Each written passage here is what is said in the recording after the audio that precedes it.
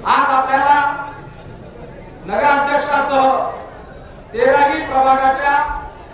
सर्व उमेदवारांचं नामनिर्देशन पत्र दाखल करायचं आहे आणि त्या निमित्तानं माझी आपणा सर्वांना कळकळीची विनंती आहे की या ठिकाणी खडसे साहेबांना सांगितलं की विरोधकांना आपल्या कामाची, आपल्या सर्वांच्या एकजुटीची एवढी धास्ती घेतलेली आहे की त्यांना सर्वांना एकत्र येऊन खडसे साहेबांना सांगितल्याप्रमाणे आपलं बोधचिन्ह त्या ठिकाणी इतरांकडे गहाण ठेवायची परिस्थिती काँग्रेस पक्षावर त्या ठिकाणी आलेली आहे आणि त्यामुळं विचार जर केला खडसे साहेब तर ही परिस्थिती आणण्यात सगळ्यात मोठं योगदान जर कोणाचं असेल तर ते तुमचं आणि पाटील साहेबांचं. आपल्या एकजुटीमध्ये मोठ्या प्रमाणात शेत टाकण्याचा प्रयत्न त्या ठिकाणी विरोधकांनी केला. याला फोन कर, त्याला फोन कर, त्याला फोन कर, असं सांग, उलट सांग. परंतु भारतीय जनता पार्टीचा कार्यकर्ता हा निष्ठावान कार्यकर्ता असतो. आज आपण जर बघितलं तर काँग्रेस पक्षाची परिस्थिती अशी झालेली आहे की ज्या लोकांनी काँग्रेस पक्षाकडे उमेदवारी मागितली त्या सर्व लोकांनी त्या ठिकाणी उमेदवारी अर्ज भरले. परंतु भारतीय जनता पार्टीमध्ये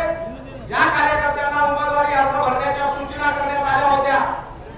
जसं भारतीय जनता पार्टीने उमेदवार निश्चिती केली त्या उमेदवारांनी सोशल मीडियावरती पोस्ट टाकून जो उमेदवार भारतीय जनता पार्टीने ठरवला आहे अशा उमेदवाराला माझा पाठिंबा आहे आणि मी माझं नामनिर्देशन पत्र मागे घेत आहे अशा पद्धतीच्या पोस्ट टाकणं त्या ठिकाणी सुरू केलेला हा फरक भारतीय जनता पार्टीच्या कार्यकर्त्याचा आणि काँग्रेस पक्षाच्या कार्यकर्त्याचा आहे. नगराध्यक्षाच्या उमेदवारी करता 4-5 लोकांनी बंडखोरी करून उमेदवारी भरल्या. काँग्रेसचा निष्ठावान असलेला कार्यकर्ता जो मागच्या 15-20 वर्षापासून काम करतो अशा कार्यकर्त्यांना उमेदवारी देण्याच्या दृष्टीने सुद्धा त्यांनी सौजन्यशीलता दाखवली नाही आणि साधी प्रभागाची उमेदवारी सुद्धा त्याला त्या ठिकाणी देण्यात आली नाही. खडसे साहेबांनी या ठिकाणी सांगितलं आपल्या भारतामध्ये की काँग्रेस पक्षाने कशा पद्धतीने त्यांची अवस्था केली, कशा पद्धतीने त्यांना बाहेर काढण्याचा प्रयत्न केला, परंतु त्यांनी आपली निष्ठा कायम ठेवण्याच्या दृष्टीने त्या ठिकाणी काँग्रेस सोबत राहण्याचा हे सर्व सोसून सुद्धा निर्णय घेतला होता. परंतु जोर जबरदस्तीनं त्यांना त्या ठिकाणाहून कसं बाहेर काढता येईल अशा पद्धतीचा प्रयत्न त्यांनी केला आणि काँग्रेस पक्षातून त्यांना बाहेर ढकललं. परंतु खडसे साहेब आपल्याकडे आल्याच्या नंतर खडसे साहेबांचा पूर्ण सन्मान ठेवून प्रभाग क्रमांक 1 ते 13 पर्यंत उमेदवार निवडीच्या प्रत्येक प्रक्रियेमध्ये खडसे साहेबांना आणि पाटील साहेबांना समाविष्ट करून त्यांचा पूर्ण मान सन्मान करून आपण या ठिकाणी सर्व उमेदवार एक मताने एक दिलानं त्या ठिकाणी निवडण्याचं काम केलं आहे. हा फरक भारतीय जनता पार्टी आणि काँग्रेस पक्षामध्ये आहे आणि त्यामुळं दिवसागणी या ठिकाणी लोकांचा भारतीय जनता पार्टीवरचा विश्वास वाढत आहे. आज जर आपण बघितलं तर मोठ्या प्रमाणावर भारतीय जनता पार्टीमध्ये शिवसेना उद्धव बाळासाहेब ठाकरे पक्षातून प्रवेश झाले, शिवसेना पक्षातून प्रवेश झाले, राष्ट्रवादी शरद पवार मधून प्रवेश झाले, काँग्रेस पक्षातून प्रवेश झाले आणि त्यामुळे या प्रवेशाची एक मोठी श्रृंखला भारतीय जनता पार्टीमध्ये सुरू आहे आणि हा होत अशाच पद्धतीने येणाऱ्या काळामध्ये सुरू राहणार आहे. आपल्या सगळ्यांचा उत्साह पाहता मला विश्वास आहे की या नगर परिषदेवर न भूतो न भविष्यता अशा पद्धतीचा एकतर्फी विजय आपल्या सगळ्यांच्या सहकार्यातून, आपल्या सगळ्यांच्या मार्गदर्शनातून, आपल्या सगळ्यांच्या आशीर्वादातून त्या ठिकाणी प्राप्त होणार आहे. आपलं चिन्ह कमळाचं फूल हे फिक्स आहे, परंतु विरोधकांना चिन्ह वेळेकरता सुद्धा 26 तारखेची वाट पाहावी लागणार आहे आणि 26 तारखेला चिन्ह मिळाल्याच्या नंतर 27, 28, 29, 30, 1 5 दिवस त्यांच्याकडे राहणार आहे.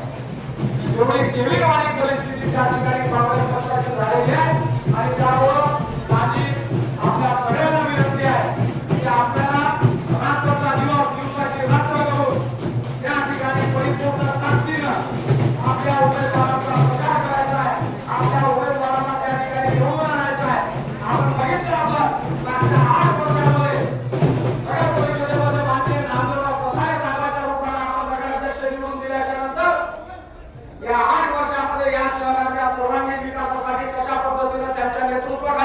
प्रयत्न केला, कशा पद्धतीने या शहराच्या सर्वांगीण विकासासाठी आपण काम केलं, या शहरामध्ये सबका साथ, सबका विकास आणि सबका विश्वास हे सार्थ ठरवण्याचं काम आपण माननीय ससानी साहेबांच्या नेतृत्वामध्ये 5 वर्ष नगर परिषदेमध्ये केलं. 3 वर्ष प्रशासक राज्य असताना सुद्धा या शहरावर पुन्हा एकदा आपल्या सगळ्याच्या आशीर्वादाने ससानी साहेबांना आमदार करण्यात आलं आणि ससानी साहेब आमदार झाल्याच्या नंतर सुद्धा प्रशासकाच्या कारकिर्दीमध्ये सुद्धा या शहराच्या सर्वांगीण विकासासाठी करोडो रुपयाचा निधी घेऊन आणण्याचं काम ससानी साहेबांच्या नेतृत्वामध्ये आपण केलं. आज आपली अफाट शक्ती झाली आहे, मोठी शक्ती झालेली आहे. कृषी उत्पन्न बाजार समितीच्या निवडणुकीमध्ये सुद्धा अशाच पद्धतीने आपल्याला त्या ठिकाणी घेण्याचा प्रयत्न त्यांनी केला, परंतु मायबाप जनतेला कृषी उत्पन्न बाजार समितीमध्ये सुद्धा आपल्या सर्वांना विश्वास दाखवून त्या ठिकाणी कृषी उत्पन्न बाजार समितीमध्ये आपलं संचालक मंडळ मोठ्या बहुमताने निवडून दिलं. आज जर आपण बघितलं, कृषी उत्पन्न बाजार समिती असेल, खरेदी विक्री संघ असेल, आपला जिन प्रेस असेल, या सर्व संस्थांवर भारतीय जनता पार्टी, राष्ट्रवादी काँग्रेस पार्टी, सत्ताशोधक अशा सगळ्यांची मिळून त्या ठिकाणी सत्ता आहे. आपण अतिशय चांगल्या पद्धतीने या संस्थांचा कारभार पाहतो. 1,76,000 रुपये आपल्याकडे ज्यावेळी जिनी प्रेसिंगचं सत्ता आली त्यावेळी 1,76,000 रुपये खात्यामध्ये शिल्लक होते आणि आज जर आपण त्या ठिकाणी बघितलं असेल तर जवळपास 1 कोटी रुपयाचं शिल्लक ही जिनी प्रेसिंग मध्ये आपण 2